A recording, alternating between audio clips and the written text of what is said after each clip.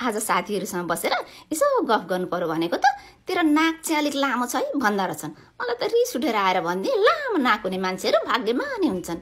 पृथ्वीनारायण शाहको नाक हेर, गिरिजाप्रसाद कोइरालाको नाक हेर, हाम्रो केपी शर्मा ओलीको नाक हेर, विद्या भण्डारीको नाक हेर, मनिषा कोइराला भारत हल्लाकी थिए। हाम्रो पुस्तेनी हजुरबा ठिँडे खरेल एक दिनलाई भए पनि राजा भएका थिए। इतिहासमा लेख्न मात्रै छुट्या हो भनेर मात्रै के भनेको थिए।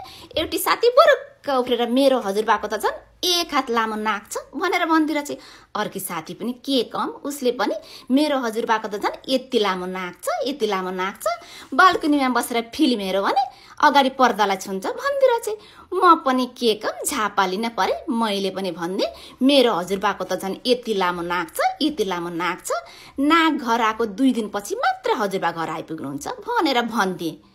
अलि बढी नै गफ दिएँ कि के हो साथी हो।